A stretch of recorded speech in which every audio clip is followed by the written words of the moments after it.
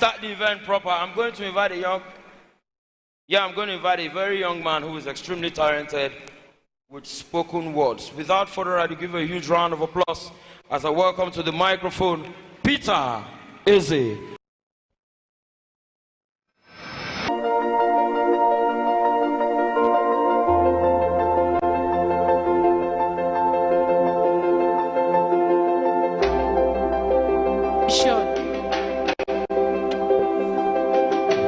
Welcome, wise one.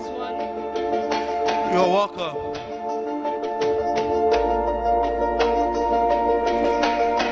Wise one, we've been meaning to ask, how come is it that your faith is unshaken, notwithstanding this situation? Now, I will tell you a story.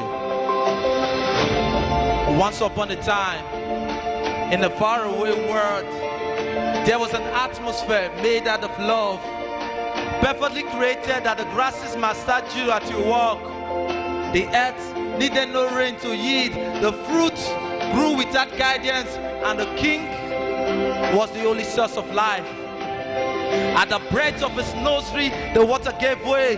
His breath was wind, and his eyes shone so bright that the lighting all. The waves and the animals listened to him. Animals could walk and men could fly, as it was the perfect place to be. But right now, as you sit, imagine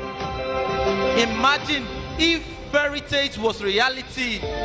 What if there's a place we all lived but none could remember? A place where no sickness hold, children bettered without pains, wet immense without work.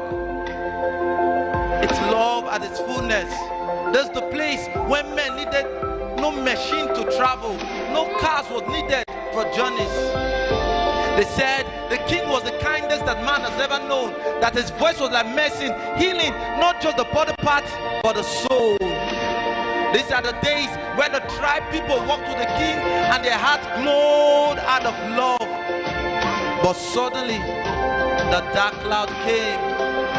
These are the days where the king found out that the heart of his people were darkened and lost its glow. That moment, he realized that they must have been casted to the villains.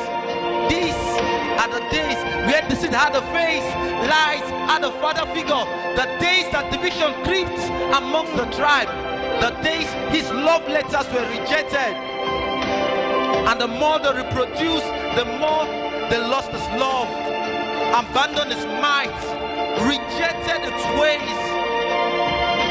And in no distant time, this perfect world became nothing but fairy tales. You see, although the king being so powerful could have destroyed all he created and renewed his creation, but out of his love for man, he injected himself into the cause just to bring an antidote. Wearing the skin that the cost, the king was reborn as a child, walking amongst those that hated him, but wanting to save them and speaking nothing but the truth.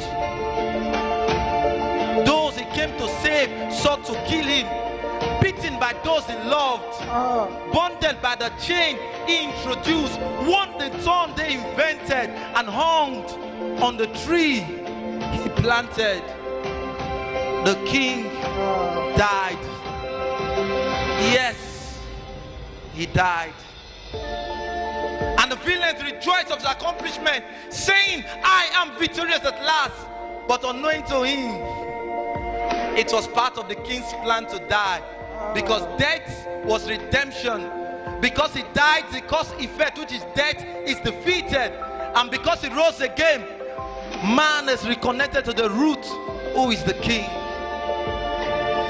You see, the tribe and the king speaks of how well we have fought and fallen short of his grace, but because of his death, redemption is given to man.